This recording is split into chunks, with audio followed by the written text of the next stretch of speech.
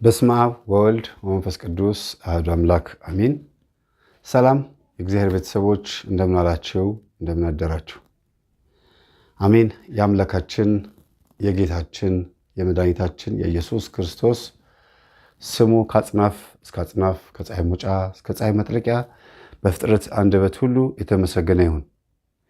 እንደ እግዚአብሔር ፍቃድ ዛሬ ይዤላችሁ የመጣሁት ፈተና ገጠመኝ 103 ነው። እንግዲህ በተከታታይ እያቀረብኩላችሁ እዚህ ደርሰናል። በጣም ደስ ይላል። ለዛሬ ቀጠሮ ከያዝኩበት መርሃ ግብራችን አንዱ ነው።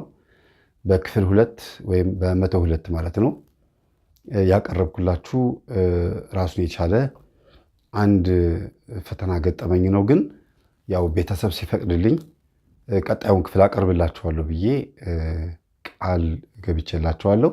አሁን ማቀርብላችሁ የዛን ተከታይ ሳይሆን እስከሚፈቅዱልኝ ድረስ እኔ ግን 103 104 እያልኩኝ ይቀጥላለሁ ማለት ነው እንጂ ገና እነሱ 15 ቀን ተሰባስበው ምናምን እስከሚነግሩኝ ድረስ ቆያለሁ ማለት አይደለም። ግን ደግሞ በዛው ገጠመኝ ውስጥ አንድ የነገርኳችሁ ነገር አለ። በ8 ወንድሞች ተከባ የኖረች ወይም ያደገች አንዲት እህት የህይወት ታሪኳ አስገራሚና አሳዛኝ እጅግ በጣም ያልተጠበቀ ማንም ሰው ይሆናል ብሎ የማይገምተው ግን ደግሞ ካጠናንበት ሁሉ ነገር ከተመራመርንበት ምንም ነገር ፈተና ሆኖ የሚገኝ ፈተና ብለን እኛ ከምናስበው በላይ ብዙ ነገሮችን እንደምናገኝ ተነጋግረናል። አሁንም ያው ይቀጥላል። በአንድም በሌላ መንገድ እግዚአብሔር ይናገራል። የሰው ልጅ ግን አያስተውልም ነው የሚለው ቃሉ። የሰው ልጅ አያስተውልም ሲል ማስተዋል ተሰጥቶት ግን አልፈቀደም ማለት ነው።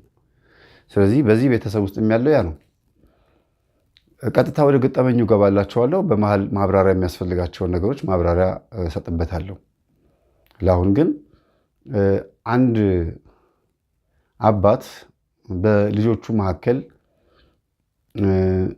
በዚህ አይነት የጾታ ልዩነት ሲኖር በእርግጥ ለሴቷ ያለው ፍላጎት በጣም እንትን ሊሆን ይችላል። ይሄ የጉጉት ሊሆን ይችላል። በተከታታይ 4 ልጆች ከወለዱ በኋላ 5ኛ ልጃቸውን ሲወልዱ ያው ሴት ፈልገው ነበረ፣ ሴት ሆነች። ሴት ፍለጋም ነው 4 ድረስ የሄዱት እንጂ በህይወቴ 2 ልጅ ወልዳለሁ ከ2 ልጅ በላይ አልፈልግም ይሉ የነበሩ አባት ናቸው። በወጣትነት ማንኛውም ሰው ጾታ ብርበራ ወይም ጾታ ፍለጋ ወይ ብዙ ሴት ወይ ብዙ ወንድ ይወልዳሉ እና ወይ 2 ሴት ፈልጋለሁ ወይ 2 ወንድ ፈልጋለሁ ብሎ ደግሞ መንታ በአንድ ጊዜ የሚሰጣቸውም አሉ ሳያስቡት። በድህነትም በሀብታም ውስጥም ሆነው ሀብት ውስጥም ሆነው ልጅን ከሚገባው በላይ ያልጠበቁት ሆኖ ብዙ ሆኖ የሚገኝበት ጊዜ አለና አንዳንዴ ለዘመድ ይሰጣሉ። ዘመድ ጋር ሆኖም ያድጋል። እግዚአብሔር የከፈታትን ጉሮሮ ሳይዘጋት አያድርም እንጂ እንደ ስሜታችን እንደ ፍላጎቶቻችን አድረን የሚመጡ ልጆችም ይበዛሉ። ስለዚህ እኛ አባት ሴትን ፈልገው የመጀመሪያ 2 ወንዶች ሲወለዱ አይ በቃ ካሁን በኋላ 1 ሴት መድገም እፈልጋለሁ አሉ። ወንድ ሆነባቸው፣ 3ኛ ማለት ነው። አይ ቆይ እስቲ አንድ የመጨረሻ ልሞክር ሲሉ ወንድ ሆነባቸው። ከዛ 4 ወንዶች ከተወለዱ ከ7 ዓመታት በኋላ ነው እንደገና አንዲት ሴት የተገኘችው። እንግዲህ በወንዶቹ መካከልና በሴቷ መካከል የ7 ዓመት ልዩነት አለ።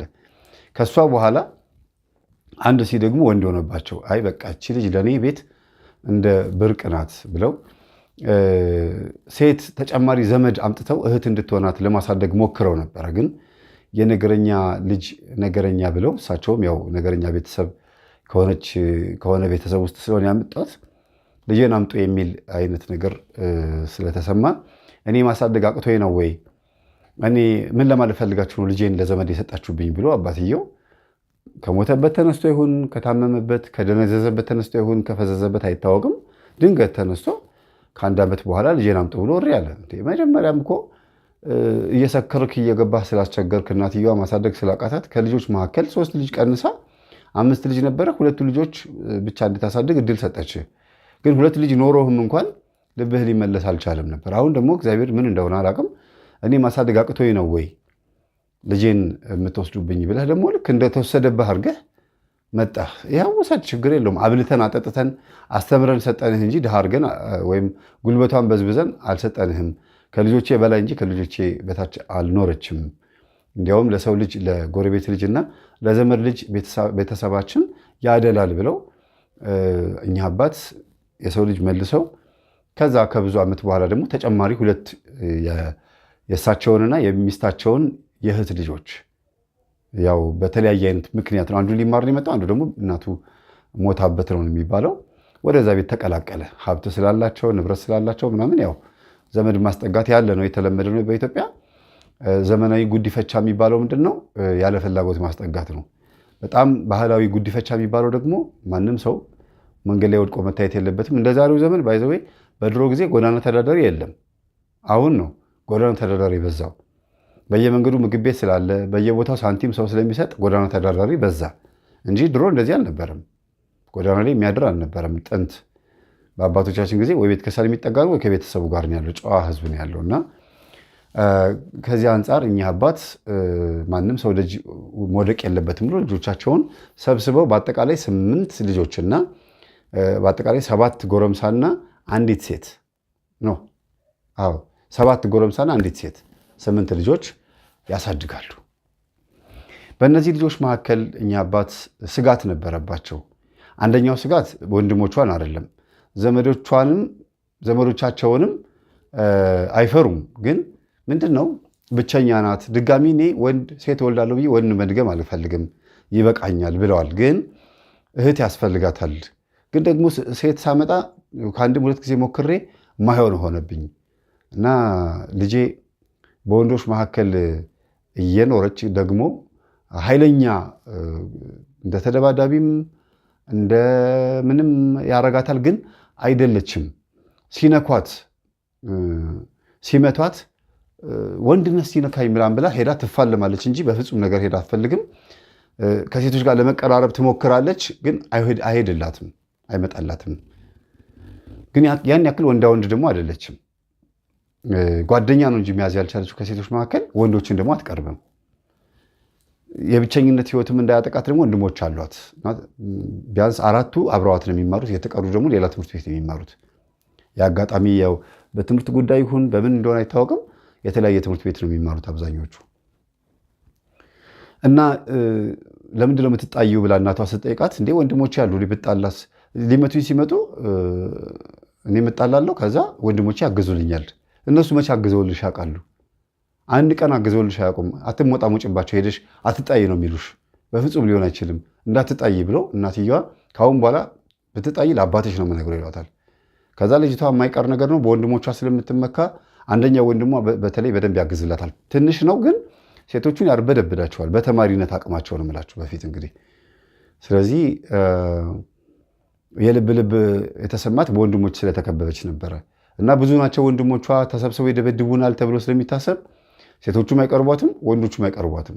አንድ ሌላ ሁለተኛው ነገር እሷም የልብ ልብ የተሰማት ጉዳይ አለ። ሄዳ እንደፈለገች ትጣላች፣ ትጫወትና ሂጂ ከዚህኛ ከአንቺ ጋር መጫወት አንፈልግም ሲሏት ጊዜ መልሳ እንደገና አባረሩኝ ብላ ስትናገር ይጣላሉ። ሄዱ እያደጉ አባትዬ የሆነ ጊዜ ላይ የምትጣላ ልጅ እንደሆነች የማትስማማ ልጅ እንደሆነች ሲሰሙ ልጄ ብቻኝነት ስለሚሰማት ነው ልጄን የሚናገሯት ሴቶችን ሄዳቸው አስጠንቅቁ። ወንዶች ደግሞ አሁን እያደገች ነው፣ እድሜዋ 15 ዓመት ምናምን ደርሳለች። 17 18 ዓመት ሲሞላት እናንተ ናችሁ ከባችኋት ከትምህርት ቤት መምጣት ያለባችሁ፣ ብቻዋን መምጣት የለባትም ምናምን ይላሉ። እና በፍጹም በቃ ይሄንን ነገር ልጆቹ በተግባር መፈጸም አልቻሉም። ለምን ትሄዳለች? ወንዶች ሲናገሯት እሰይ ደግ አደረገ ምናምን ብላ ተሳድባ ምራቅ ተፍታ ድንጋይ ወርውራ ምናምን ወደ ቤት የምትገባው።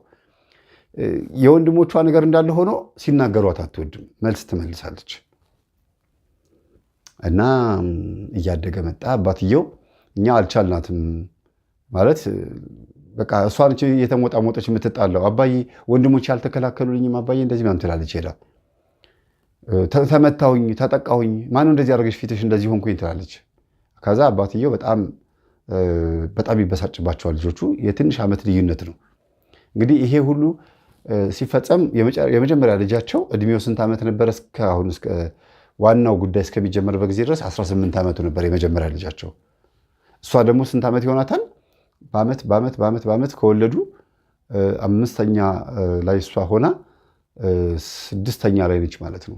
6ኛ ላይ ነው አንደኛው ወንድሟ ያለው። ስለዚህ የ16 ዓመት ልጅ ሆኖ እሷ ደግሞ የ10 ዓመት ልጅ ሆና አባትየው ነው 19 ዓመት ነው እንጂ 19 ዓመት ሆኖ ትልቁ ልጅ እሷ ደግሞ ወደኋላ እንግዲህ 19 14 ወይም 13 ዓመት ይሆናታል ማለት ነው። በመሀል ያለውን ክፍተት እንየውና እናትየው አከታትላ ነው የወለደችው። ተከታታይ 4 ዓመት 5 ዓመት ከሆነ ጊዜ በኋላ ልጆቹ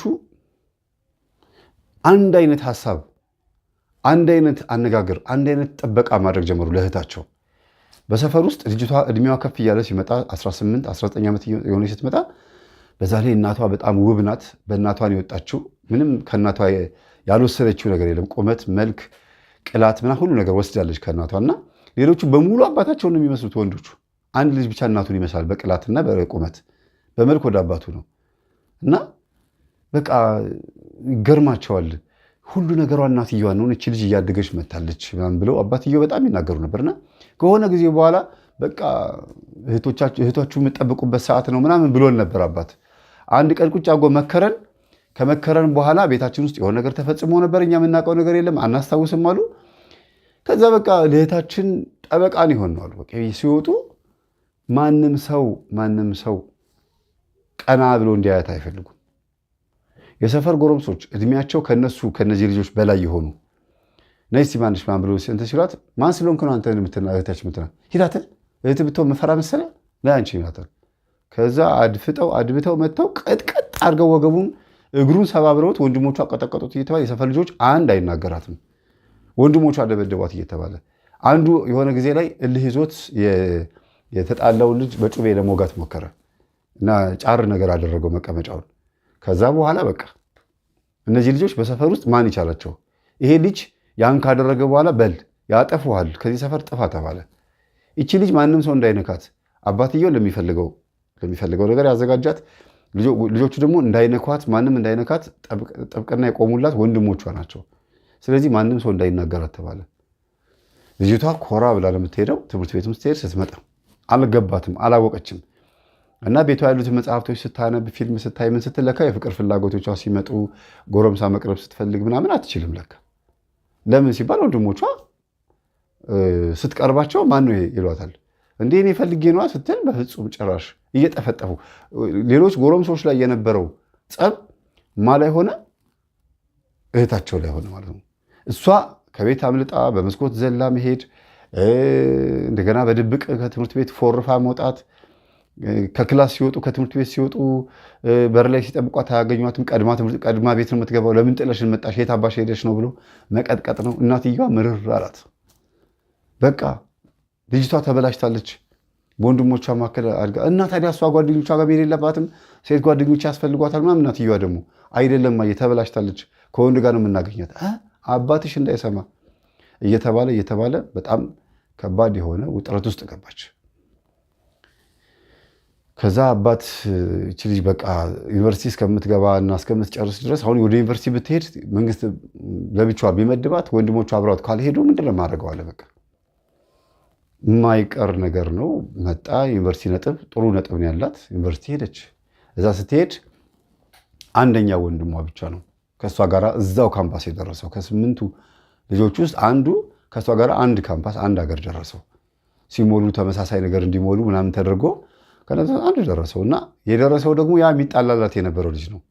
ድሮ ተማሪ እያለ የሚደባደብላት የነበረው ልጅ ነውና በጣም ደስ አላት።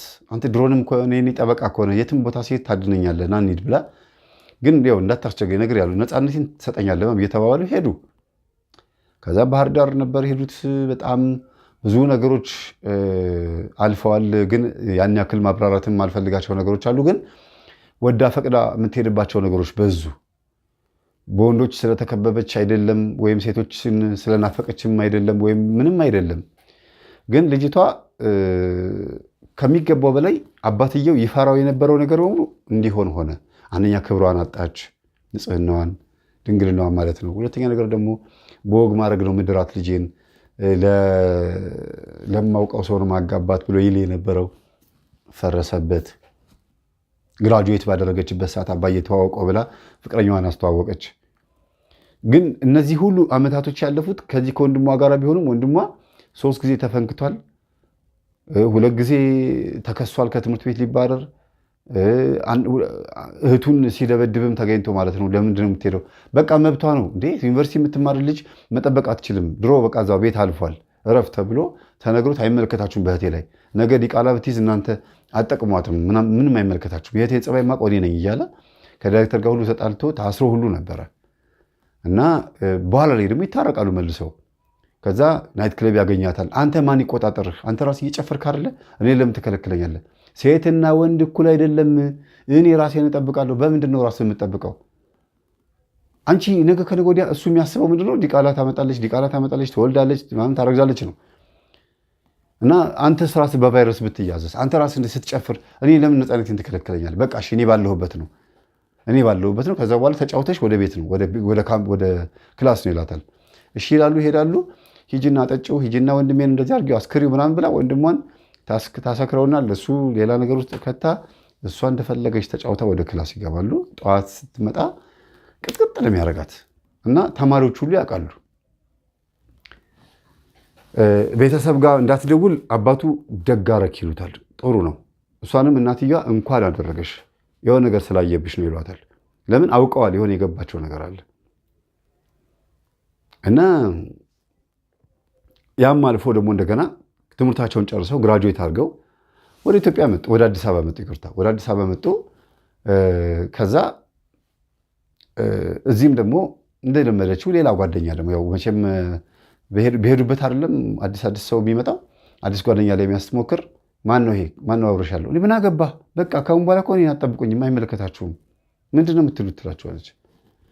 እና በቃ ልጆቹ ወንድሞቿ በአጠቃላይ በዛ 6-7 ዓመት ውስጥ ካሉበት ከተመደቡበት ኮሌጅ የሚሆን ካምፓስ የሚሆን ጨራርሰው ምናምን መጥተው እንደገና ቤተኛ ሆነዋል ማለት ነው።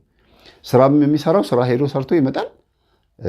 የዩኒቨርሲቲ ነጥብ ያልመጣለት የለም። ሁሉም መጥቶላቸው ሁሉም 7ቱም ልጅቷም ጭምር 8ኛ ማለት ነው። ሁሉም ዩኒቨርሲቲ የተማሩ ናቸው። ግን በቃ የሚገርም ነገር ነው። ቤትም መጥተው እንኳን ከዩኒቨርሲቲ በኋላም ስራ እየፈለጉም እንኳን በፍጹም ልጅቷ ከማንም ጋር እንድትቀራረብ አይፈልጉም። አንደኛው ልጅ ግን ትንሽ የግቢ ልጅ ነው። የካምፓስ የግቢ ጉባኤ የሚባል የማህበረ ቅዱሳን ተማሪ ስለነበረ አንዳንድ የገባው ነገር አለና እህቱን በዚህ መልኩ ማየት አልፈለገም። ካለበት ካምፓስ ጨርሶ ሲመጣ ቤት ሲገናኙ ቁጭ አድርጎ ሊመክራት ይሞክራል። ትሰማዋለች። አንድ ቀን ገፍተው አታውቅም። ጥሩ ነገር ነው የሚናገረው። የሚጠቅመኝን ስለሚናገር ዓመት አያወራ። አዳምጫው እሺ አመሰግናለሁ ብዬ ብነሳ ነው የሚሻለው ብላ ይህን ፖዚቲቭ የሆነ አመለካከቷን አምናበት ተቀብላ ወንድሟ አያብዛው እንጂ አታብዛብኝ እንጂ በቃ ምክርህን እቀበላለሁ፣ ግን በየቀኑ አታርግብኝ ምናምን ትለዋለች። እና ችግር የለውም ግን በሳምንት 2 ቀን መጽሐፍ ቅዱስ ላስተምርሽ፣ ጉባኤ ልጋብዝሽ፣ ችግር የለውም። ነጠላ ለብሳ ትሄዳለች ከእሱ ጋር። ግን ሱሬ ካለበስኩ ነው የምትለው።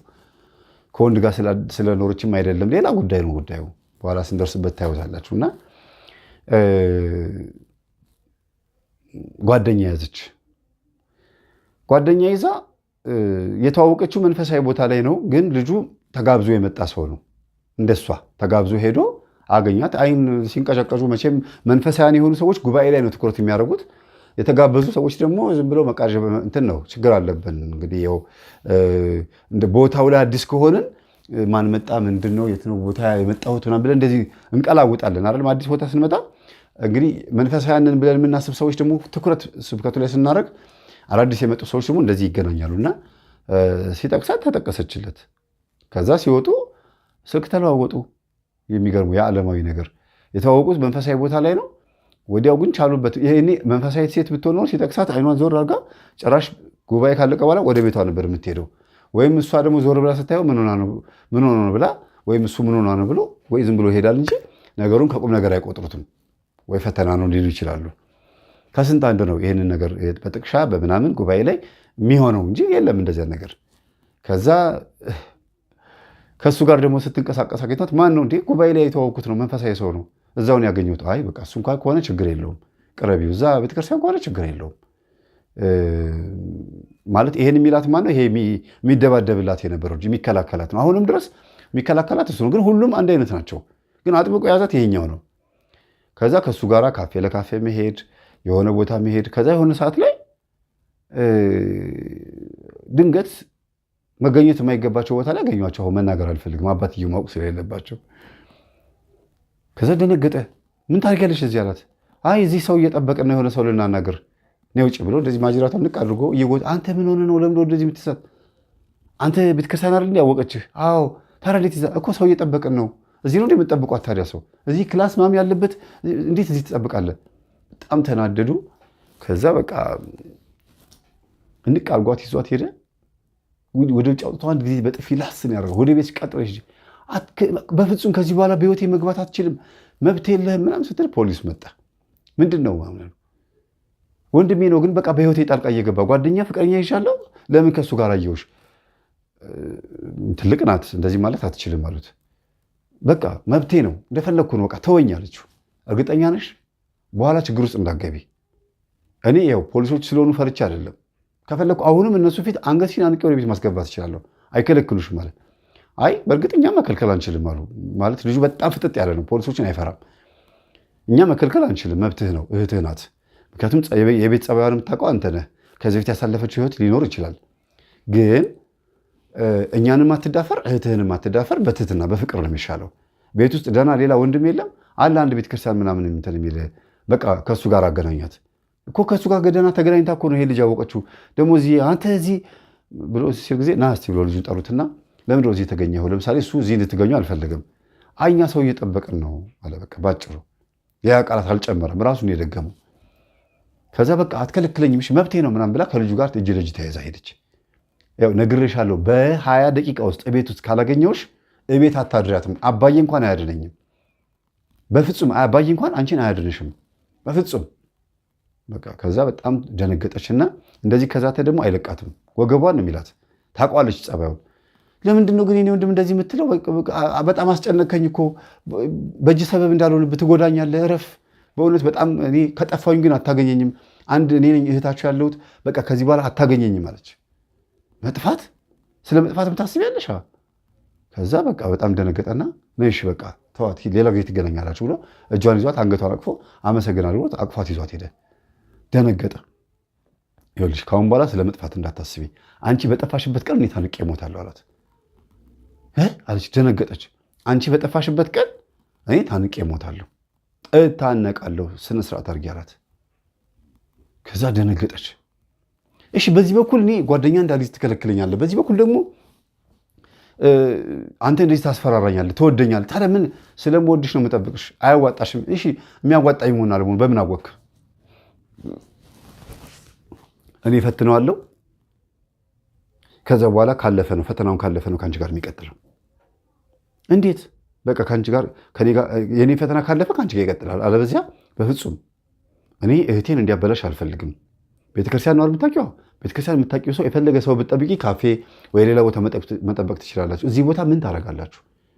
እርግጠኛ ነኝ መሻሽቷል። እዚሁ ልታድሩ ነበረ ወይ የሆነ ነገር ልታደርጊ ነበር። እኔ አውቅሻለሁ አንቺን። ከዛ ዝም አለች። በእርግጥ እኔ አልዋሽም ወንድሜ፣ በቃ እንጫወት እንዝናና ምናምን። አየሽ ቤተክርስቲያን አታውቂውም ይሄ ልጅ።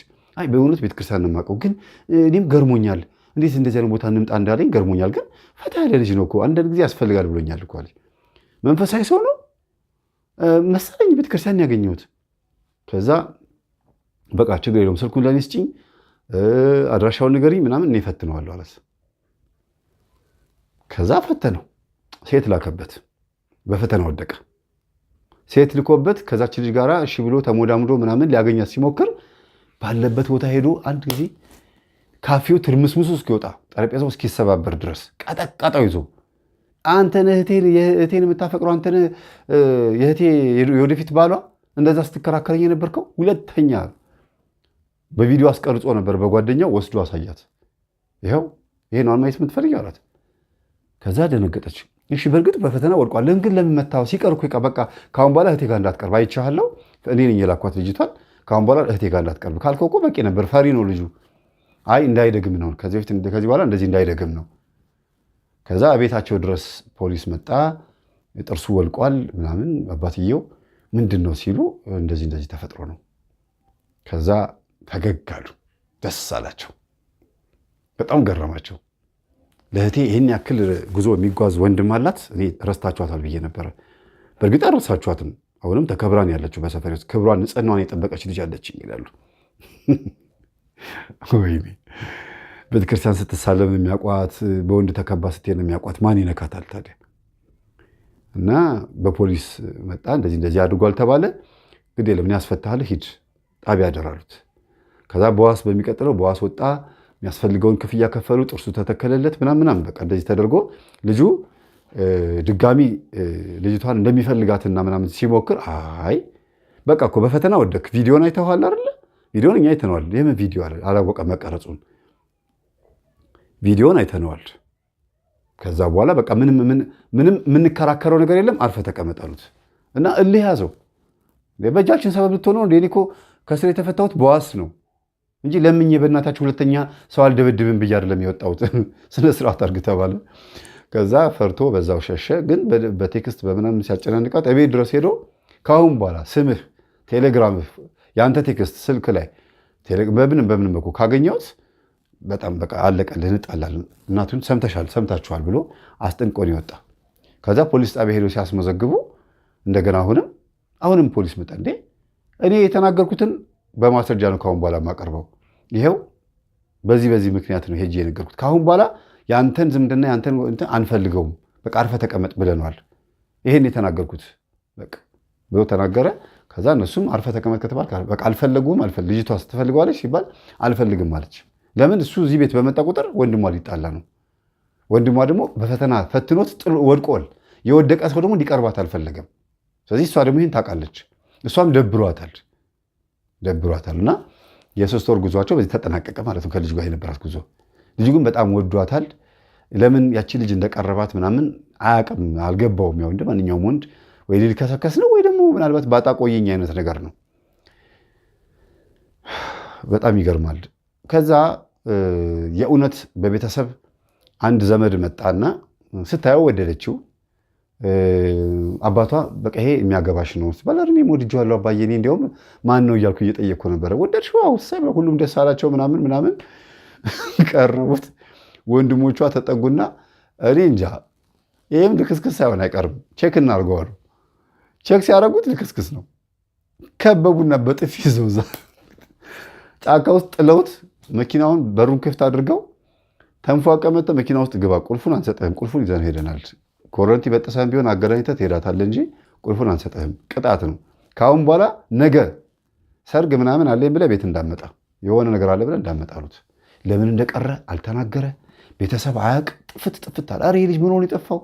አባትየው በጉጉት ይጠብቁ ነበረ ምናምን። ከዛ አንተ ምን ሆነህ ነው አሉት። አይ በቃ ሌላ ጓደኛ ደውላልኝ ነው፣ በቃ የድሮ ጓደኛ ነበረች፣ ወደ እሷ ሄጃለሁ፣ ልክስክስ ምናምን ብለውታል። በዛው ጠፋ ሲባል ሰብለ ወንጌል ነው ቁጭ ያለች። በቃ ፍቅር እስከ መቃብር ላይ ያለችው ሰብለ ወንጌል ማለት ነው።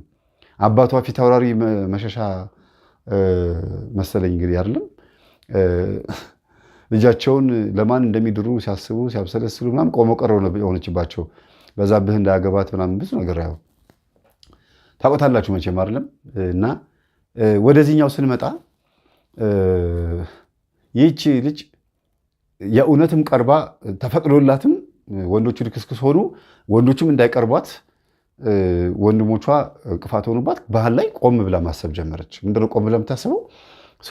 እኔ የምቀርበውን ወንድሞቼ ካልወደዱት፣ እንደገናም ፈትነዋቸው ከወደቁ፣ አባቴ የሚያመጣው እንደዚህ ከሆነ እኔ ምንድን ነው የማደርገው ታዲያ? በየት በኩል ነው ማገባው? ምንድን ነው ማገባው ታዲያ አለች። ሴት ናት፣ ቶሎ ደርሷል እድሜዋ። ወንዶቹ ደግሞ ሊያገቡ አልፈልጉም። ስራ ሳንይዝ ገንዘብ ሳይኖረን ምናምን አልፈለጉም። እሷ 5ኛ ሆና እንኳን እንድታገባ ተፈቅዶላት ያ ነገር አልመጣም። ትልቅም ሆነው በሰፈር ውስጥ የፈለጉት ቦታ ውለው እየመጡ እንኳን ደህና ልብስ ለብሰው እንኳን እየተንቀሳቀሱ ኢቭን መንፈሳዊ የሚባለው ልጅም ጭምር ማለት ነው፣ እሱም ጭምር በፍጹም ወንዶች በእንትን እንዲቀርቧት አልፈለገም። በፈቃዳቸው እንዲቀርቧት አልፈለገም። እነሱ ናቸው እንዲያመጡላት የሚፈልጉት። እና እሺ እናንተ አምጡና አስተዋውቁኛለች። በቃ እኛ ከምናውቃቸው ወንዶች መካከል እናመጣለን ብለው ከሚያውቋቸው ወንዶች መካከል ገንዘብ ያለው ምናምን ኑሮ አሪፍ የሆነ በቃ ሲስተር ማግባት ትፈልጋለች። ግን ያው እስካሁን ድረስ ሳይህ በጥፎ ነገር ውስጥ የለህበትም እና እኛ ያው 7 ነን ወንድሞቿ።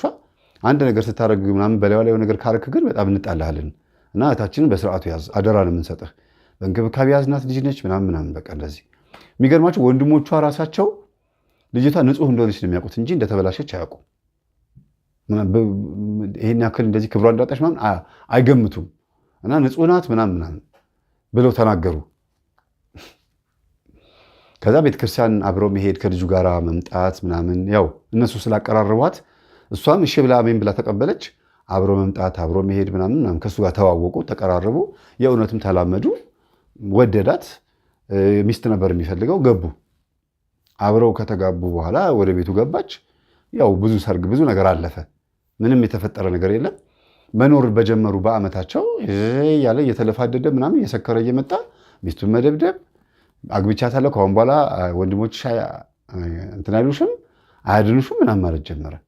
እንዴት እኔ አሁን ተነስቼ ወደ ቤት የሚሄድ አልችልም? አትችይም፣ ህግ ነው እንጂ የሚዳኘን ወንድሞችሽ አይዳኙንም ምናምን ማለት ጀመረ። አይ በቃ አሁን እኔ ነኝ እርምጃውን ወስደው ብላ እስከዛሬ ወንድሞቼ ነበር የሚደባደቡት፣ አሁን ግን እኔ እርምጃ ወስደው ብላ በዛን ቀን ማታ ጨርቅ አርጋ ሳደረችው። ቅጥቅጥ አርጋ ሰክሮ ነበረ። ጠዋት ሲነሳ መነሳት አይችልም። ፈልጣን ያሳደረችውና የወንድሞቿ መንፈስ ስታገባ አብረዋት ነው የመጡት ማለት ነው። ለምን አባትየው ካገባች በኋላም ራሱ የሆነ ነገር አድርገዋል። አሁን ወደ ዋናው ነገር ልመጣላችሁ ነው። ምንድን ነው የተደረገው? በእውነት አያስታውሱትም እንጂ አንድ ነገር ተፈጽሟል በቤታቸው ውስጥ። ከመቼ ጀምሮ እንደሆነ ግን አላወቁትም።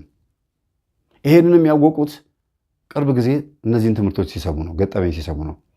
ቅርብ ጊዜ ስላችሁ በዚች ዓመት ባልሞላ 8 ወር 9 ወራት ውስጥ ነው ያወቁት። እና በቃ እነሱ መደባደብ ሲያቆሙ ከገባች በኋላ ባልየው እየመጣ ቤት አረ እታችሁ እየደበደበችኝ ነው፣ ምን አርጋት ነው? እንጃ እኔ ስሰክር የምናገረውን አላውቅም፣ ተናግሬያት ሊሆን ይችላል፣ እኔ እየተደበደብኩኝ ነው፣ ልፈታት ነው አለ በቃ። ከዛ እነሱ ደግሞ አንቺ ምንድን ነው የምታውቀው ነገር የለም፣ አይመለከታችሁም ትላለች፣ አያገባችሁም፣ የትም መሄድ አይችልም፣ እንዲያውም አብረን ነው የምንኖረው። ኃይለኛ ሆነች በቃ። ከዛ እጇን እግሯን አስረው ጸበል ምንም ሳትሆን ማለት ነው ጤነኛ እንዳለች ጸበል መሄድ አለብሽ ብለው አሁንም በጸበል ምክንያት ደግሞ ሊመቷት ሆነ። አይ በቃ ግዴታ ነው ጸበል መሄድ አለብሽ፣ ምክንያቱም በሰፈርም እየተዋረድሽ ነው፣ እሱም እየመጣ ያው ብዙ ቦታ ላይ እየተፈነከተ ነው እየተመታ ነው ተብላ ጸበል ቦታ ስትሄድ ጨዋች። ከእሷ ጋር አብሮ ማን ይጮሃል? ያ የሚደባደብላት ልጅ አብሮ መጮህ ጀመረ። ያስኩ ብሎ በጸበል ቦታ አይታችሁ ከሆነ መላከ መንክራት ጉባኤ ላይ በጣም ፈታ ከሚያደርጉኝ ነገሮች ውስጥ አንዱ ምንድን ነው? ጸበል ሊያስጠምቁ ይዘው መጥተው እንደዚህ አድርጎ ያዝ ሲባል እጇ እንደዚህ ጥፍር አድርጎ ሊያስረጭ፣ ጸበል ሊያስረጭ እኮ ነው እጅ እንደዚህ ይዞ እንደዚህ ሊያስረጭ ሲል ጸበሉን መምህር ደግሞ ያውቃሉ። ጸበሉን እያደረጉ እየረጩ ከኋላ ያለውን የሚይዘውን ማለት ነው አድርገው ሲረጩት ብሎ ያስኩ ብሎ የነበረውን ለቆ መጮህ ይጀምራል። ከፊት ያለውም ይጮሃል፣ ከኋላ ያለውም እኩል ይጮሃሉ።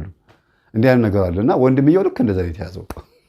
ጸበል ቦታ አስጠመቅኩ ብሎ ሲሄድ እሱ ራሱ ጸበል እንደዚህ ውስጥ ደፍቃችሁ የምታወጡበት እዚህ ወደ እንጦጦ ማርያም አካባቢ ስትሄዱ የአርሴማ ጸበል አለና የሚገርም ነው። ሸጎሌ አርሴማ መሰለኝ አይደል? ሸጎሌ አርሴማ ይመስለኛል። እና እዛ ተያዘ መንፈሱ። ግን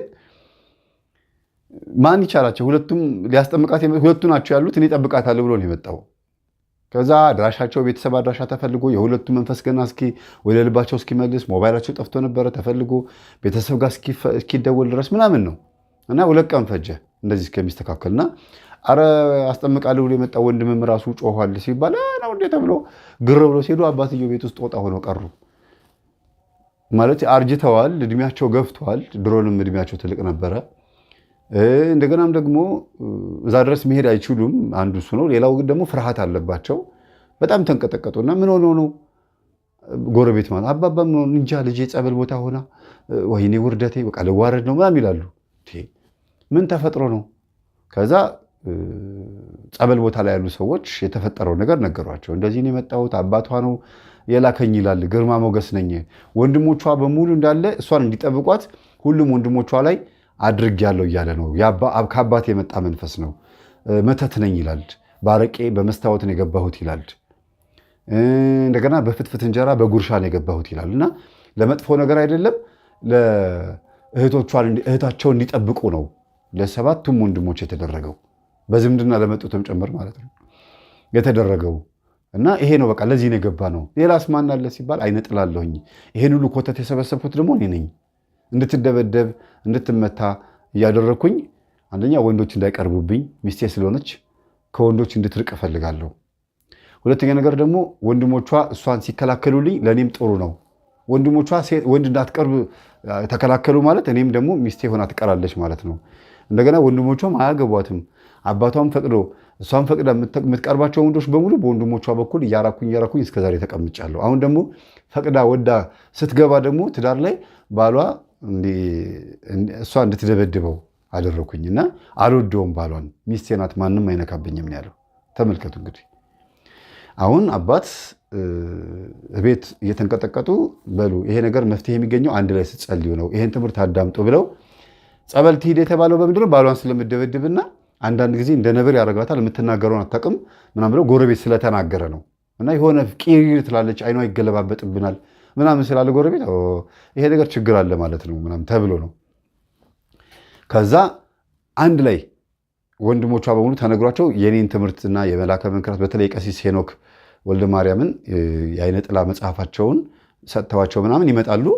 ሁሉም በተሰበሰቡበት መጽሐፉ ሲነበብ ቡና ተፈልቶ ሲጫወቱ ሲሉ ከሆነ ጊዜ በኋላ ቡና ማፍላቱን አቆሙት። ከዛ ቀስ እያሉ ደግሞ መሰብሰብ፣ ጸሎት ቦታ መስራት፣ መስገድ ምናምን ሲጀምሩ በቤት ውስጥ ለመጀመሪያ ጊዜ ደግሞ ተረክ ያለው የትኛው ነው? እንድታገባ ደግሞ የተደረገበት መንፈስ ነው። አባትየው ባል ሲጠፋ በቃ መንገዱ እምቢ ሲል ታግባ ተብሎ ደግሞ መንፈስ ተልኳል። ማላይ ጓደኛቸው ላይ ጥሩት እስቲ ያምጡት ተብሎ ማኑ አስነክተውታል ማለት ነው። እሱ ነው የሚያስደበድበው ለካ ባልየውን። ምንም ብትሆን ቻላት ተብሎ እሷም ደግሞ በቃ በአጠቃላይ ብቻ ትዳር እንድትይዝ የሆነ ነገር ተደርጓል ማለት ነው። እና እንደገና ጮኸች። ማነህ ሲባል ትዳር ላይ የተደረግኩኝ ነኝ። ማን ነው? ይኸው እሱ ነው የላከኝ አባትየው ላይ አባትየው ላይ በላብ ነው የሚሆኑት ልጆቼ። እኔ ለበጎ ነገር ያደረግኩት ነገር ነው። አባዬ ታዲያ እንዴት በአስማት ትጠቀማለህ? እንዴት በመተት ታደርጋለህ? ስለዚህ ወደ እሷ የተላከው መንፈስ አንተም ላይ ያለ ማለት ነው። ይሆናል ልጆቼ ቀጥቅጡ፣ ይኸው ምቱኝ። በመቁጠሪያ ሲቀጠቅጡ ምንም ጸጥ ይላል። ጸጥ በቃ ምንም ነገር አይናገርም። እና በማግስቱ አሁንም ሲሉ አባትየው ልካ ቀን ማታ ከልጆች ጋር ይጸልያሉ፣ ቀን ደግሞ ደብተራው ጋር እየሄዱ ምን ይሻላል ይላሉ። ምን ይደረግ? አረ መዋረዴ ነው። ከዚህ በላይ ምን ወርደት አለ? አንድ ጊዜ ወይ ከልጆቹ ጋር ይጠቃልሉ፣ አንድ ጊዜ ደግሞ ወይም ደግሞ ከቤት ይውጡ እንጂ አይሆንም። እንደዚህ ማታ አብረው እየሰገዱ አብረው እየጸለዩ አብረው እንደዚህ ይሆኑ፣ ቀን ደግሞ እኛ ጋር እየመጡ አይሆንም። እኔ የምለው ጥበብ አልነበር እንዲህ ነገር ግን እንዴት በጸበል የሚያዝ አጋንንት ነው እንዴ ብሎ አባትየው መጠየቅ ጀመሩ። ብሎ ስቆባቸው፣ ደብተራው ስቆባቸው ተነስቶ ሄደ። ከዛ እውነትም አጋንንት ነው ማለት ነው። ደብተራው ሳቀብኝ። ስለዚህ ይሄ ነገር በጣም አልገባቸውም ነበር። ግርማ ሞገስ ጥበብ ነበር የሚመስላቸው። መፍትሄ ስራይ ስንፈተ ወሲብ ያላረጉት ነገር የለም። እድሜ ልካቸውን ይሄ ደብተራ ሲሰራላቸውን የኖረው ገንዘባቸውን ሲገፈገፉ ሀብታም ናቸው። ለአንድ ስንፈተ ወሲብ የምታክል ለተወሰነች ጊዜ ምናምን የሚሰሩባት እስከ 100 ሺህ ብር ድረስ ይጠይቃቸዋል። ለመፍትሄ ስራ የማያደርገው ነገር የለም። ለሀብት ተብሎ የማይደረግ ነገር የለም። ቤት ውስጥ ሲሰግዱ ፋብሪካቸው እንደዚህ እሳት አደጋ ተቃጠለ መባል ተጀመረ። ያ ነገር በሆነ በሁለተኛ ቀን ያ ደብተራ መጥቶ እሳት አደጋውን ሲለኩሰው ያያሉ። እሳቱ የተነሳው በሱ እንደሆነ ክብሪት እንዲያደርጎ ሲወረውርበት ያያሉ። ከዛ ደንግጠው ቢሮ መጡ። ሁሉም መጡብኝ አንድ ላይ ተሰብስበው። ከዛ ምንድነው ስል አንድ ሰው ነው እኮ የሚገባው ማማከር አገልግሎት ስላቸው ሁሉም ገብተው ወንድማማቾች ነን፣ አባታችን ነው እናታችን ነች አሉ። ይሄ ሁሉ አልኩኝ። አዎ። ከዛ ምንድነው ስላቸው እንደዚህ ያየን ይሄ ምናምን ብለው ለአንድ ሰዓት ያክል የተፈጠረውን በሙሉ ነገሩኝ። አሁን ያብራራሁላቸውን በሙሉ ማለት ነው። ከገጠመኙም የሰሙት ነገር አለ። ሲነግሩኝም አልተቸገሩም። ብዙ ጊዜ ገጠመኝ ሰምቶ የመጣ ሰው ለእኔ ችግሩን ሲያብራራ አይቸገርም። ለምን ምን እንደሚነግረኝ ያውቃል። ሳይሰሙ ከላካችኋቸው ግን በጣም ከባድ ችግር ነው የሚፈጠረው። ሳይሰሙ ከላካችኋቸው እና እነዚህ ወጣቶች ምክር አግኝተው ወይም ደግሞ ከኔ በቂ የሆነ ነገር ተነጋግረን እቤት እመጣለሁ። እንዴት ጸሎት ክፍል መስራት እንዳለባችሁ፣ እንዴት ማድረግ እንዳለባችሁ፣ ምን ማድረግ እንዳለባችሁ ነግራቸዋለሁ። እሳቸው ሁሉ ነገር ጨርሰናል አሉኝ። ቀጥቅጠን ይዘነው ምናምን የሆነ ጥሩ ሁኔታ ላይ ያለ ነው። ግን እኛ አሁን የተቸገርነው አሉ እኛ አሁን የተቸገርነው ክብሪት ሲለኩስ በህልማችን አይተናል። ሰውየው ፋብሪካችን ያቃጠለው ደብተራው ሊሆን ይችላል ወይስ የነገር ክብሪት ነው ወይስ ደግሞ ደግሞ ብነው ወይ ፋብሪካው እንዲቃጠል ሲባል አዎ እንደዛ ነው የሚሆነው እንጂ መጥቶ ክብሪት አይለኩስም። እና ሱባኤ ግቡ አልኳቸው። ከዛ ሱባኤ ሁሉም አንድ ላይ ሱባኤ ሲገቡ እንደገና ዘበኛቸውን ደግሞ ከሱ ጋር አዩት አሉ። የዛ የእንትኑን ዘበኛ የሱቃቸውን የፋብሪካቸውን ዘበኛ ከሰውየው ጋር አይተውት በጆሮ ሲንሾካሾካ ኦኬ። ስለዚህ እሳት ቃጠለው ተነሳ የተባለው ሰውየው በተኛበት ሰዓት ነው ስንሰማ እና እኔ አልሰማውም ብሏል። ስለዚህ ይሄ ነገር መመርመር አለበት ተባለ። ከዛ ምን እናርጋሉኝ? አይ እንግዲህ ድጋሚ ዘበኛውን ካሳያችሁ ደብተራው መጥቷል ማለት ነው ዘበኛው ጋር። ምክንያቱም ደብተራውና ዘበኛው በምንም ሊገናኙ አይችሉም። በየት በኩል ይገናኛሉ? ወይ ደብተራው መጥቷል ወይ ደግሞ ከአባታችሁ ጋር አብሮ የሄደው የደብተራው መንፈስ ወደ ዘበኛው ገብቶ ይሄን ችግር ፈጥሯል ማለት ነው። ከሁለት አንዱ አማራጭ ተሰጣቸው። ምን ይሻላል አሉኝ። በቃ ያላቸው አማራጭ ዘበኛውን ድንገት ጸበል መርጨት ነው፣ ወይም በባሊ ውሃ በባሊ ጸበል መድፋት ነው። የዛን ሰዓት በመቁጠሪያ መምታት ትችላላችሁ። ምንድነው እሱ የተፈጠረው ብላችሁ መቀጥቀጥ ትችላላችሁ አልኳቸው። አይ እንደዛማ ከሆነ በጣም አሪፍ ነው፣ ታዛዣችን ነው፣ ና አብረን ጸልይ እንለዋለን። እሺ ጥሩ ነው፣ እንደዚህ የሚታዛችሁ ከሆነ ማን ጥሩት አልኳቸው። ዘዴው ጥሩ ነው። የመጀመሪያው ዘዴ ተሳክቷል። ምንድነው ዘዴው? የመጀመሪያው ዘዴ ና ብለውት ነበረ። እሺ ብሎ መጣ። ግን እንጸልይ ሲሉት አይ እኔ አልወድም አልገባም። ምንድነው የማትወደው? ኦርቶዶክስ ነው አይደል? አዎ።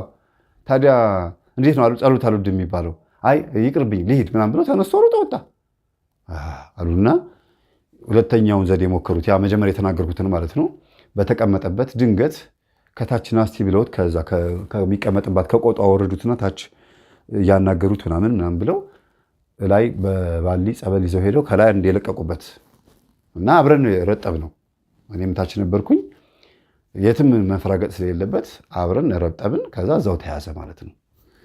እኔ ደብተራው ምናምን እያለ በቃ መፈራገጥ ጀመረ። ወይኔ ይሄ ድንገት ጸበል መርጨት የሚጠቅም ያልኳችሁ ለዚህ ነው። ከዛ ያላትን በሙሉ ዝክዝክ አድርጎ ተናገራት። መጥቶ ምን እንዳደረገ ሪከርድ አድርገን ወስደን እስቲ ከጠቀመን ብለን ወስደን ለፖሊስ ጣቢያ ስንሰጥ መንፈስ ጮኸ ብለን እንትን አንልም። ግን በርቀት ሆነን ደብተራው ጋር ወስዳችሁት ቪዲዮውን ስታሳዩት ምን ሊመልስ እንደሚችል ከአንደበቱ የወጣውን ቃላት ልንይዝላችሁ እንችላለን ብለው ፖሊሶቹ ጥሩ አይዲያ ነገሩና መንፈሳዊ ጥሩ የሆነ አስተሳሰብ ስለሆነ እግዚአብሔር መንፈስ ቅዱስ በእነሱ ላይ ረድቶን እግዚአብሔር ይስጣችሁ ብለን ሄድን። ደብተራውን ከርቀት ቀጠር ነው። ሌላ ነገር እንደምንፈልግ አስመስለን ነው። ከዛ ይህን ጥበቃ ያውቁታል አልኳቸው። አዎ አውቀዋለሁ አሉ። የት ነው የሚያውቁት? አንድ የማውቀው ሰው አለ፣ የሱ ጥበቃ ቤት ነው፣ የሱ እንትን ነው። እስቲ የሚያወራውን እንስማ አልናቸው። እሺ አሉና ማዳመጥ ጀመሩና አሉ እንደዚህ ብለው ምንድን ነው የሚያወራው? የኔን ስም እኮ እየጠራ ነው አሉ። በጣም አተኩሮ አዩት። ቪዲዮውን ካዩ በኋላ ምንም ቃላት ሊናገሩ አልፈለጉም። ከዛ አላውቀውም እንዲያውም አሉ። ምንድን ነው የሚሉት? ሁለት አይነት ቃላት አልናቸው። አውቀዋለሁ አሉን። ከዛ ደግሞ ቪዲዮውን ከሰሙት በኋላ ደግሞ አላውቀውም። እና ይሄ ጥሩ አይደለም። የሆነ ነገር ተፈጥሯል በፋብሪካው ላይ፣ የተቃጠለው በእርሶ እንደሆነ ነው የምንረዳው። ስናች ጊዜ ደግ አደረገና ምን ይጠበስ። አላውቀውም አልኳችሁ፣ አላውቀውም ሂዱ ከዚህ በኋላ ጉድ እንዳትሆኑ። አይ እሱ እንኳን ተጉት ችግር የለውም። እንዲያውም ይህን ያክል ታላቅ ኃይለኛ አስማተኛ ደብተራ ሆነ እንኳን እኔን አለማወቆት ራሱ ይገርማል። ምክንያቱም በጣም እንተዋወቃለን ከአብዛኞቹ ጋር አልኳቸው። ምንድን ነህ አንተ አሉኝ። አይ ምንም አይደለሁም፣ ግን እንደው አለመታወቃችን በዩቲዩብ አለመከታተል የያዙት ስልክ ራሱ እንኳን ያሳያል። ደህና ስልክ እንኳን የለውትም እና ቢያንስ እንኳን በዓለም ላይ ያለው መረጃ እንኳን አይሰሙትም። ምን እንደምናስተላልፍ ምን እንደምናስተምር ስለእናንተ ምን እንደምናወራ እንኳን አትሰሙም። ያው እንግዲህ ተረኛ ሆኖ እርሶ ጋር መተን እያጋለጥን ነው ደብተራዎችን ስላቸው ጊዜ እስቲ በላ ሞክር እንግዲህ የምትችለው ከሆነ እኔ ጋር ካለው ጋር የምትችለው ከሆነ ሞክር እና ምን ይጠበስ። አሁን እስቲ በምን ማስረጃ እንደምትይዘኝ ቪዲዮ አላየኸኝ፣ ቤቱን ሳቃጥለው አታውቅ፣ በምን ትይዘኛለህ አሉ። ያው ከኋላ ወታል ናቸው። ከኋላ ምንድን ነው እሱ አሉ። አሁን የተናገሩትን ሰምተናል፣ ድምፁንም ቀርተናል፣ ቪዲዮንም ይዘናል። ስለዚህ ቀጥታ ወደ ጣቢያ ናቸው። ተጠርጣሪ ኖት። ከዛ በኋላ ቃሎትን ይሰጣሉ። እንዴት ስለ ፋብሪካው መቃጠል ሲጠየቁ ምን እንደመለሱ ሰምተናል። ቀጥታ ወደ ጣቢያ ናቸው። እና አንዳንድ ሰው በአፍ ጠፉ በለፈለፉ ነውና ፖሊስን ሲለብስ ብቻ ነው በቃ ፖሊስ። ከዛ ውጭ ሲቪል እንኳን የሚባል ነገር እንዳለ እንኳን አያውቁም። የዚህን ያክል መንፈሱን ሊያስይዛቸውም ይፈልጋል። እና የእግዚአብሔር መንፈስ አብሮን ስለነበረ ሰውየው ላይ ያለውን ሊከላከልለት የሚችለውን መንፈስ እንኳን መከላከል አልቻለም። እንግዲህ ምንም እንኳን ኃጢአተኞች ብንሆንም እግዚአብሔር መንፈስ ቅዱስ ግን ረድቶን ሰውየው እንዲቀባጥር አድርጎት እንዲታሰር ሆነ ማለት ነው። በጣም ደስ አላቸው። ካሳ ይባላል። ቤቱ ሲፈተሽ ቤቱ ሲታይ ምናምን በብዙ ሰዎች ጥሪት ያከማቸው በጣም ብዙ ነገር አለ። ያጠፋው ነገር አለ። የባንክ አካውንቱ ሲታይ 4 ሚሊዮን ብር ተገኘ። ፋብሪካው ወደ 3 ሚሊዮን ብር ምናምን ወድሟል ተባለ። ቀጥታ ካሳ ማነው የወደመውን ይክፈል ተባለ። አይ አላመንም፣ ይመን ፍርድ ቤት ይፍረድ ተባለ። ከዛ ገጠመኙ ልናቀርበው ከአንድ ወር በፊት ማለት ነው ተፈረደላቸው እና እሱ እስከሚፈረድ ድረስ እንጠብቅ ተብሎ ነው። እና ለምንድን ነው እንደዚህ ፋብሪካን ያቃጠልከው ብለው ሄደው እኛ አባት ሲጠይቁት የመጨረሻው መስዋዕቴ እሱ ነው፣ በቀላሉ አንላቀቅም። እንዴት ጥበብ ነው ወይስ ሰይጣን ነው? እንዴት በጸበል ተያዘ ትለኛለህ እንዴ? አብረን በሚስጥር የላክነውን አብረን በሚስጥር የሰራነውን ጸበል ቦታ ሄደህ ታዋርደኛለህ? ምንድን ነበር የተገባባ ነው ቃል? ታዲያ በጸበል የሚያዝ ከሆነማ መጀመሪያውኑ አታለኸኛል ማለት ነው። ከዛ በል እሱን ሄደህ ለተናገርከው ተናገር። እኔን ሚስትህን ጸበል እንዳትወስድ፣ ልጆችህን ጸበል እንዳትወስድ፣ ምንም ነገር ጸበል እንዳታስነካ አላልከኝም። እንግዲህ ትልቁ የተታለልከው እዚህ ጋር ነው። ለብዙ ሰዎችም ተሰራ እንደነበረ ማሳያው ይሄ ነው ብለው እኛ አባት በጣም ገርሟቸው ከፖሊስ ጋር ገብተው የጠየቁት። ከዛ አባዬ አሉ ልጆች፣ አቤት ሚስትህን ጸበል እንዳትወስዳት አላልከኝም ስትል ሰምተናል። እማዬን የሚያገባት በመስተፋቅር ነው። በቃ ጥበብ ነው ብሎኝ እኮ ሁሉ ነገር እኮ በጥበብ ነው። በቃ እናታችሁንም በጥበብ ነው ያገባኋት፣ በዚሁ በድግምት ነው። በቃ እናታችን ምንቀጥቀጥ ብለው እናታቸውን ሲቀጠቅጡ እንደገና መልሰው ምንም ነገር የለም። አባታቸውም አልጮኸም። መቀጥቀጥ ስላችሁ መቼም መስገድ፣ መጸለይ፣ መጾም፣ መንፈስ መቀጥቀጥ ይባላል። እነዚህ 4 ነገሮች እንጂ መቁጠሪያ ለብቻ አይደለም። ይሄ እንደዚህ የምላችሁ እና ወጥሮ መያዝ ብላችሁ በሌላ ተርጉሙት። ይሄንን እያደረጉ እናትና አባት በህልማቸው ምን ይመለከታሉ?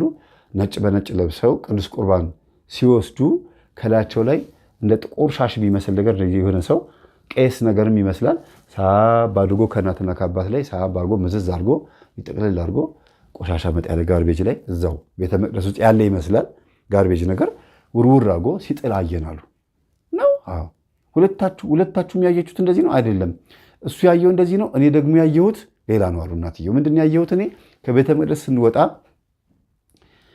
ይሄው ደብተራ ሰውዬ ከመንገድ ዞር በልኝ ብለን ስንለው እሺ ብሎ ወደ ጥግ ሆነልን። እኛ እንደዚህ መንገዱን አልፈን ስንሄድ አየን። ያ ምንድን ነው?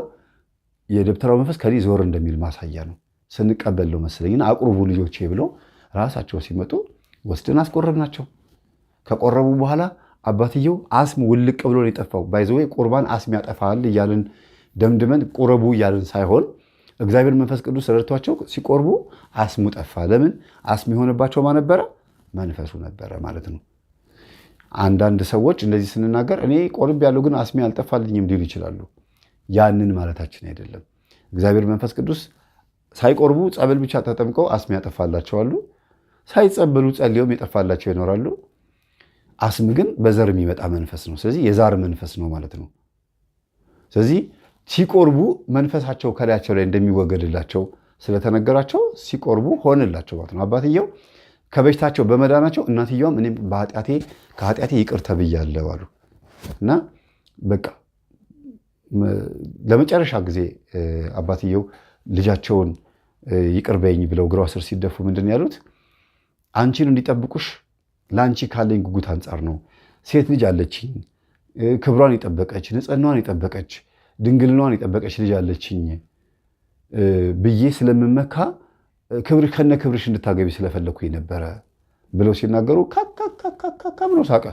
እንደገና እንደ አዲስ ደግሞ ሌላ መንፈስ ለምን ትስቂብኛለች ሲሉ ጊዜ አባዬ መንፈስ ነው። ማነህ አንተ ሲባል ድንግልናዋን ያስወሰድኩኝ ነኝ። ማን ከየት የመጣው? ከአባቷን የመጣሁት አለ። እንዴት ሲባል አባቷ ንጽህናዋን በጣም ስለሚፈልገው ድንግልናዋን ስለሚፈልገው የዛ ሐሳብ ተቃራኒ ሆንኩኝ አለ። ስለዚህ ብዙ ጊዜ ልጆች የሚጠቁት ከቤተሰብ ስስትና ጉጉት አንጻርም ስለሆነ ብዙም ትኩረት ማድረግ ጥሩ አይደለም። አተኩሮ ካዩ አይቀር ደግሞ ለልጆች መጸለይ እንጂ በመንፈስ ጠበቃ መቅጠር፣ በመንፈስ ዘበኛ መቅጠር፣ በወንድሞቿን ግርማ ሞገስ ማድረግ ምናምን እንደዚህ አያስፈልግም። የሚገርማቸው ሰርግ ስትሄድ ታጅባ ነው የምትሄደው። እንደዚህ በቃ መጣች ከነጋርዷ ነው የምትባለው። በወንድሞች መካከል እህቶች ሲኖሩና እህት ብቻ ስትኖር ይለያያል። እና በጸሎት ካልደግፍናቸው፣ በጸሎት ካላገዝናቸው፣ ጸሎት ካልተከተላቸው፣ ጸበል አብሯቸው ካልኖረ፣ ቅዱስ ቁርባን አብሯቸው ካልኖረ፣ መንፈሳዊ ሕይወት አብሯቸው ካልኖረ በእንደዚህ አይነት ዓለማዊ በሆነ እንትን አናገኛቸው። በፍጹም አብረውን እያሉ የኛ አይደሉም። ከዛ አባዬ እኔ እኮ ሳላገባ ነው ክብር ንጽሕናዬን ያስወሰድኩት ብላ ስትነግራቸው ደነገጡ። በጣም የደነገጡት ራሳቸውን ያመማቸው፣ ለሳምንት ያቀለ ራሳቸውን አሟቸዋል። በቃ ለካ ይሄ ነው አሉ። በቃ አሁን የገባኝ አሉ። በቃ አለቀሱ። ምክንያቱም የአባትየውን ጉጉት ለማጥፋት ከአባትየው ተነስቼ ነው የመጣሁት አለች አይነጥላ። ሴት ዛር አይነጥላ እሷ ላይ መታ ድንግልናዋን አስወስዳ ተመልሳ ገባች ማለት ነው። እሷ ላይ ያለው ደግሞ ወንድ ዛር አይነጥላ ነው ማለት ነው። ወንድ ዛር አይነጥላ ደግሞ ባሏ ነኝ ሚስቴ ነች ብሎ ስለሚያስብ ወንዶች እንዲቀርቧት አይፈልግም። ሕጓን ያስወሰደው ከአባት የመጣ ነው። ልጅቷ ደግሞ እንዳታገባና እንዳትነካ የሚከለክለው ማን ነው? ወንድ ዛር አይነጥላው ማለት ነው። እና በጸሎት ልናግዛቸው ይገባል። ሁላችሁም በተለያየ አይነት መንገድ በተለያየ አይነት ሁኔታ ፈተናዎች አጋጥመው ሊሆን ይችላል። ግን የቤተሰብ ጸሎት፣ የእናት የአባት ጸሎት እየደገፈን እንጂ እዚህ የደረስነው እንደ ቤተሰብ ዛር መንፈስ ቢሆን በጎረቤትም በምንም በተበላንበት ቡዳ መንፈስ ቢሆን እንደተላከብንም መተት ቢሆን ኖሮ እንደ መንከራተታችን ቢሆን ኖሮ በህይወት ላንኖር እንችላለን። ህይወታችን የተበለሻሸ በጣም ህገወጥ የሆነ ህይወት ነበር የምንኖረው።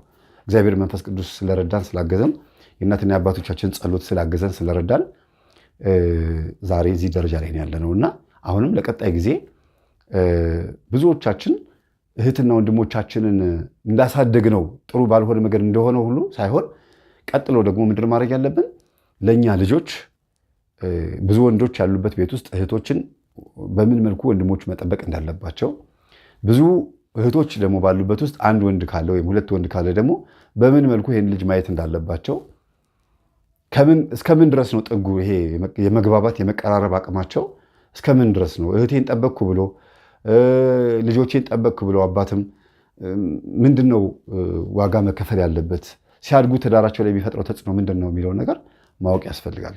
እህታችን መንፈሱ ከተያዘላት በኋላ ባሏ አይምሮን ያጣ ሰው የሆነው ምክንያቱም ጭንቅላቱን መተዋለች። አንዳንድ ቀን ይጥለዋል፣ ይወድቃል፣ ነርቡ ተነክቷል እና ትዳር ላይ ነው ያለው። ግን ምንም አድርግ አይቻልም። በቃ አንዳንድ ጊዜ ቤተሰቦቿ ጋር ትመጣለች፣ አንዳንድ እሱ ጋር ትሄዳለች። ጭራሽ ባሏ በእጇ ሰበብ ሆኖ እጇ ላይ ነው ሸክም ሆኖባታል። ሸክም ስላችሁ መቼም ሞራል እየነካው ማለት ሳይሆን ሰበብ ሆኖባት ያው እያዘነች ነው ያለችው። አንዳንድ ቀን የሚናገረውን ያቅም እንደዚህ ይላል ጭንቅላቱን ስለመታችው።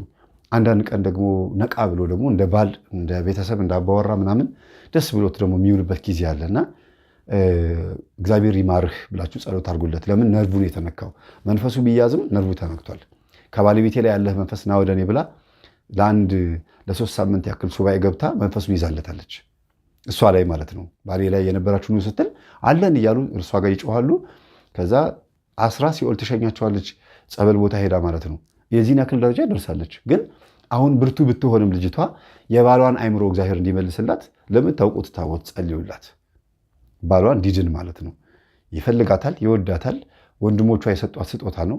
ያም ሆኖ ለምን ወንድሞቿ ይህንን ባል አድርገው ለእሷ ሰጧት ብሎም ደግሞ እሷ ውስጥ ያለው አይነ ጥላ ተመቀኝቶ ነው ይሄን ያደረገው። ሰበብ እንዲሆን እንዲያውም እንዲሞት ሁሉ ነበረ ምንፈልገው ብለዋል። ብዙ የቪዲዮ ማስረጃዎች የጸበል ቦታ የደብተራው የምናምን አሉ ወደ 5-6 ግን ማቅረብ አልችልም። ለምን ፖሊሶች አልፈቀዱልኝም። አንደኛ የታሰረ የእስር ጉዳይ ያለበትን ቪዲዮ ማቅረብ አልችልም። ሰውየው ተፈርዶበት ውሳኔ እስከሚያገኝ ድረስ ግን እዛ እስካሁን ጣቢያ ነው ያለው ማለት ነው። የእምነት ክህደት ቃሉን ሰጥቶ እዛው ነው ያለው። ስለ ሕግ ጉዳይ ብዙም ባላውቅም ግን ደግሞ በዋስ እንዳይወጣ የተከላከልኩ ነው። በዋስ መውጣት የለበትም። በዋስ ከወጣ ችግር ሊፈጥር ይችላል ስለተባለ ማለት ነው። ግን ብራቸውን ደግሞ መልሶላቸዋል ካሳ እንዲከፈል ተብሎ። ሌላ ደግሞ በዛው ቤተሰብ ውስጥ ደግሞ ዘመድ ሆኖ የመጡት ልጆች ደግሞ የቤተሰቦቻቸው መንፈስም ተይዟል። የሚገርማችሁ የአንደኛው ልጅ እናቱ እንዴት እንደሞተች ማን እንደገደለባት ተጋልጧል። የአንደኛው ልጅ ደግሞ እንደዚሁ ሊማር ነበር የመጣው። ግን እዛው ቤተሰቦቹ ላይ ደግሞ ያለውን ችግር ደግሞ አውቆ ወደ ቤተሰቦቹ ሄደው ደግሞ እያስተማረ ነው። ስለዚህ አንድ መንፈስ በተያዘ ቁጥር ስንት ሰው እንደሚድን በዚህ እዩት። አሁን ወንድሞቿ ምንድነው እያደረጉ ያሉት? አባታቸው ግርማ ሞገስ ብሎ ያስገባባቸው መንፈስ ለማስወጣት ጥረት እያደረጉ ነው። እንዳንደኛ ወንድማቸው ማለት ነው። የአንደኛ ወንድማቸው ጮኸ እንጂ አልወጣለትም ነበረ። በኋላ ላይ ግን የሆነ ጊዜ ላይ ከላይ ላይ ጠዋት ከእንቅልፌ ስነሳ ብድግ ብሎ ሲሄድ አየሁኝና ከዛም በኋላ ምንም አይነት ህመም ስሜት አልተሰማኝም፣ ጥሎኝ ሄዷል ማለት ነው ብሎ ነው ያሰበው። ግን እንደዛ ብለህ እንድታስብ ሲስተም ሰርቶም እንዳይሆን ተጠንቀቅ ብየዋለሁ። ግን በጣም እየተፋለሙ ነው። ለምን ሲባል ግርማ ሞገስ አለባቸው። የእውነት በጣም ኩራት ይሰማቸዋል እህታቸውን ሲያስቡ ጠብረር ማለት ምናምንና፣ ግን ለራሳቸው ግን አንድም አልሆኑም። አንድም ትልቁ ችግር ይሄ ነው። ሁሉም ፍቅረኛ የላቸውም ወንዶቹ። እንቀርባለን ብለው ያስባሉ፣ አስበው ብቻ ይቀራል እንጂ አንድም ሴት ቤት አምጥቶ አስተዋውቆ አያውቅም። በየራሳቸው ችግራቸው በጣም ሰፊ ነው፣ በየግላቸው ማለት ነው። እና የዚች ልጅ ጋርዶች የነበሩት ወንድሞቿ በፊት ጥፋቷ እንደሆነ ችግሯ እንደሆነ አውቀውላት ሊያድኗት የሚችሉበት ሁኔታ ውስጥ እያሉ እንኳን የነበረው ጥሩ ነበር። አሁን ግን አባትየው ግርማ ሞገስ ካደረገባቸው በኋላ ጭራሽ ክብሯን እንድታጣ ምክንያት ሆነ። ጭራሽ እንዳታገባ ሲከላከሉላት የኖረች ልጅ ሆነች እና ግርማ ሞገስ መንፈስ በስላሴ ስም ታሰር ብለው ልጆቹ በቅዱሳን ስም በመንፈስ ቅዱስ ስም በኢየሱስ ክርስቶስ ስም መንፈሳቸውን ላያቸው ላይ ያለው መንፈስ እየገሰጹ የጸሎት ክፍላቸው ውስጥ ትልቅ የሆነ ፍልሚያ ላይ ናቸው ያሉት ማለት ነው። ግን የሚያዩት ህልም በሙሉ ነፃ እንደሚወጡ የሚያሳይ ነው። ያው ይሄ ነው ብዬ እያንዳንዱ መግለጽ አልችልም። ስማቸውና መልካቸውም ስለሚያደናግረኝ የትኛው ህልም የትኛው ልጅ እንደሆነ ግራ ያጋባኛል። ሁሉንም መናገር አልችልም። ግን የሚናገሩት ህልም በሙሉ እንደሚፈወሱ እንደሚድኑ ማሳያ ነው። ተስፋ አላቸው። ቤቱን ቀጥ አድርገው በደንብ አድርገው በመንፈሳዊ ህይወት ይዘውታል። እና በኋላ ላይ አኩራፊና ተገልብጦ ደግሞ ሌላ ጠላት ሆኖ የመጣው ማን ነው? ግቢ ጉባኤ የተማረው ልጅ ነው። ወይ ጉድ! እሱ ምንም ነገር ማድረግ አልቻለም ነበረ። ግቢ ጉባኤ የነ ማህበረ ማነው ቅዱሳን አባል ስለሆነ ይህንን አካሄዳቸውን አልወደደውም። ግን እስቲ አንተ ምን አድርገሃል? ከግቢ ከመጣህ እንግዲህ አንድ ዓመት ከምናምን ተቀምጠና ምን አድርገሃል? እኛ ግን ይህንን ጸበል ቦታ ከወሰድናት በጣም አጭር በሆነበት ጊዜ ውስጥ ይሄ ሁሉ ነገር ታውቆ ያው የምታየው ነው። ደብተራ ታስሮ ምናምን ካሳችን አግኝተናል። ምንድን ነው የምትለው አሉት። እንግዲህ ራሳችሁን ቻሉ። ሲጸልዩ መጥቶ ይጸልያል። ከዛ ውጭ በመቁጠራ ምናምን እንደዚህ ሊቀጠቀጡ ሲሞክሩ ምናምን ይወጣል። እና እንዲያውም የቤቱ ሁሉ ኮተት አንተ ጋር ተሰብስቦ ሳይከመር አይቀርም። ምክንያቱም የሚቃወሙ ሰዎች ላይ የሚሰበሰበው ብለው በግድ አስረው ምንም ማድረግ ስለማይችሉ ነው እንጂ አንተ ጋር ያለው ምናምን ያሉ ይቀልዱበታል። እኔም ወንድሜ አንተ ጋር እንደሆነ ነው የምረዳው።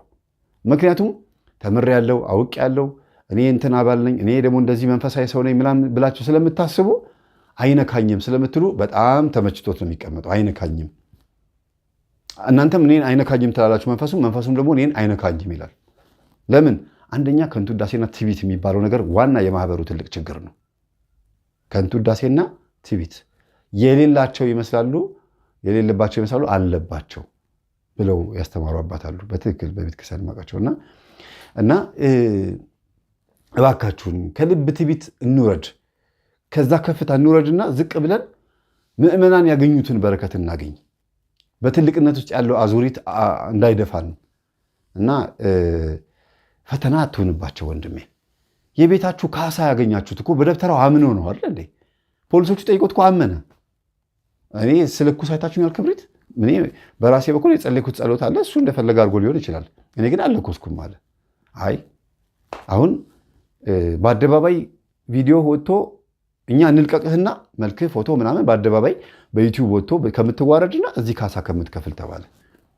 የሚገርማችሁ በስሩ በጣም ብዙ ሀብታሞች አሉ በእጁ ላይ። ይሄ ደብተራ አንተ አልኩኝ እንጂ ትልቅ ሰው ናቸው። የሚገርማችሁ በጣም የሚገርሙ ናቸው። በጣም የሚታወቁ ጥበበኛ የተባሉ የበቁ አባት አሉ እየተባሉ የሚያገናኟቸው ናቸው። ግን አንድም ቦታ ላይ ቤተክርስቲያን ቅጥረኛ አይደሉም። በዚህ ነው የሚንቀሳቀሱት። ፎቅ ሁሉ የሰሩ አሉ። በነገራችን ላይ ከሚካኤል ጀርባ አንድ ምን የደረስኩባቸው አንድ ደብተር አሉ ፎቅ እየሰሩ ያሉ። የሚገርም ነው። ልጃቸውም እንደዚሁ አውደ ነገሥት መፍትሔ ሥራ ምናምን ያነባል እዛው ቤታቸው ውስጥ እና ፎቅ ሰርተዋል። አንዲት ልጅ ተከራይታ እነሱ ጋር ገብታ ነበርና በጣም ነው የሚገርመው። ለዛ ጉዳይ ሄጄ ነበረ። ካህን ናቸው ነው የሚባሉት፣ ግን ቤተክርስቲያን አያገለግሉም። ምናልባት አገልግሎ አንድ ካህን ግን ደሞዙ ስንት ነው ይታወቃል። ግን ግቢያቸው ውስጥ ምንም ያክል ትልቅ ፎቅ አለ። የራሳቸው ነው። ሌት ከቀን ምናምን ሲሚንቶ ይፈቀፍቃሉ፣ ይሰራሉ፣ ምን ይላሉ። በቃ ግቢ ውስጥ ቤቱን ቀጥ አድርገው ያዙት እሳቸው ናቸውና ደብተራ ናቸው። ደብተርና ይሰራሉ። እንደሚሰሩ በደንብ ደረስኩበት። ከዛ እንግዲህ የሚቀጥለው ስቴፕ ደግሞ የደረስኩበትን ወስጄ ቪዲዮ ማሳየት ነው። ሲያደርጉ ሲደግሙ የነበረውን ቪዲዮ እኔ ያገኘሁትን ቪዲዮ ወስጄ ያሳያቸውና ምን እንደሚሉ ደግሞ ይሰማለሁ። እንደው በጣም የሚያሳፍር በጣም ብዙ ነገሮች አሉና ቤተሰቦቼ ብቻ ዞሮ ዞሮ እውነታው እየታወቀ እነ ማህበረ ገሌ ብዙ ባትቃወሙ ጥሩ ነው ብዬ መልእክት አስተላልፋለሁ። ስለነበረን ሰዓት ሁሉ የአምላካችን ስም የተመሰገነ ይሁን። እህት ወንድም ሆናችሁ እባካችሁን እህትና ወንድሞቻችሁን ወይም ቤተሰቦቻችሁን እናትና አባት ደግሞ ልጆቻችሁን እንዴት አድርጋችሁ ሃንድል እንዴት አድርጋችሁ ኮንትሮል ማድረግ እንደምትችሉ እንዴት አድርጋችሁ መንከባከብ እንደምትችሉ አጥኑ፣ ተነጋገሩ፣ ተመራመሩ እንጂ አባት ብቻውን የወሰነ ውሳኔ በሚስጥር ለዘመናት ህይወት የሚያበላሽ መሆን የለበትም። የኔ አባት ልጆቹ እንዲያገቡ በተለይ ወንዶች ልጆቹ እንዲያገቡ አይፈልጉም በሉ ከኔ ወደ ልጆቼ ሄድሽ አይነ ጥላ መንፈስ አሁንም እንዳያገቡ ፍቅረኛ እንዳይዙ የተከላከልሽ አይነ ጥላ መንፈስ ወደ ወንድ ልጆቼ ሄድሽ መንፈስ ተሰብሰቢ ብለው ጸሎት ያርጉ። ከእርሶ ወደ ልጆቹ የተሰራጨችው መንፈስ ትሰበሰባለች፣ ልጆቹ ይወልዳሉ፣ ያገባሉ። በቃ ሰላም ሁኑ።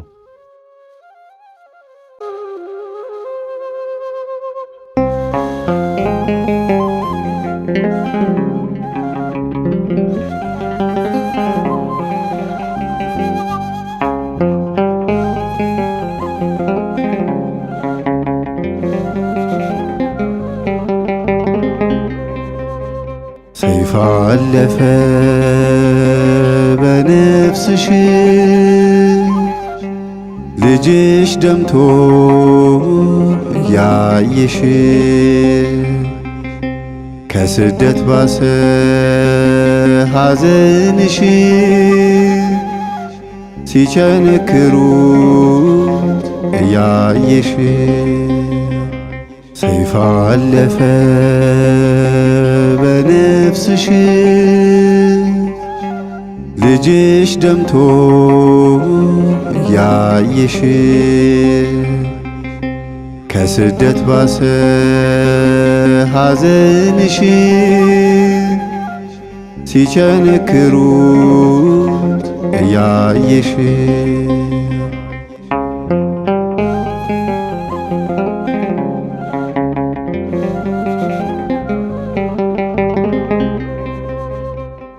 እናቴ ድንግል አለቀሰች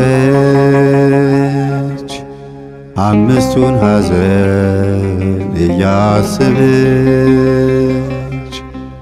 አምላክ አየና መስቀል ላይ ሆኖ ለእኛ አስረከባት እነኋት ብሎ ምንም ቢበዛ ለቅሶሽ የዘላለም እናት ነሽ። ሰይፍ አለፈ በነፍስሽ ልጅሽ ደምቶ እያየሽ ከስደት ባሰ ሐዘንሽ ሲቸነክሩት እያየሽ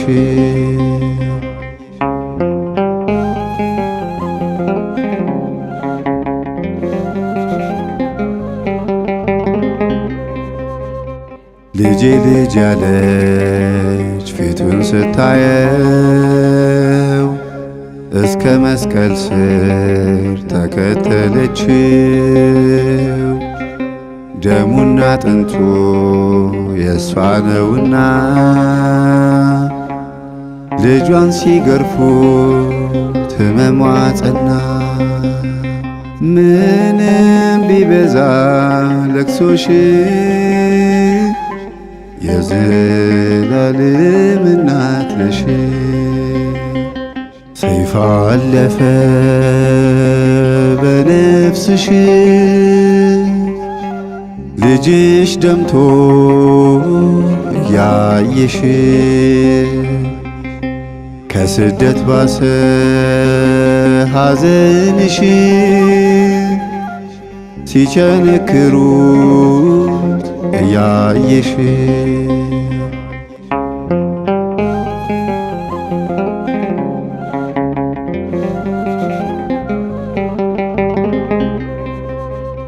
ግርፋቱና መንገላታቱ መሰደቡና ምራቅ ትፋቱ ደጉ በግ ችሏል ሁሉን አልፎታል። የእናት ሐዘን ግን ቃል ኪዳን ሆኗል። ምንም ቢበዛ ለቅሶሽ የዘላለም እናትሽ ሰይፍ አለፈ በነፍስሽ ልጅሽ ደምቶ እያየሽ ከስደት ባሰ ሐዘንሽ ሲቸነክሩት እያየሽ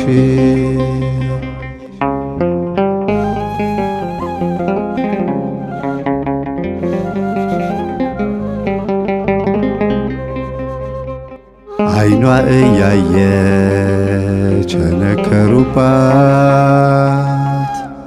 በጦር ሲወጉት ጎኗን ተሰማት። እንባዋ ሲወርድ ያያት ዮሐንስ ልጇ ሆነላት እንባዋ እንዲያብስ። ምንም ቢበዛ ለቅሶሽ የዘላለም እናትሽ ሰይፍ አለፈ በነፍስሽ ልጅሽ ደምቶ እያየሽ ከስደት ባሰ ሐዘንሽ ሲቸነክሩት እያየሽ ሰይፍ አለፈ በነፍስሽ ልጅሽ ደምቶ እያየሽ ከስደት ባሰ ሐዘንሽ ሲቸነክሩት እያየሽ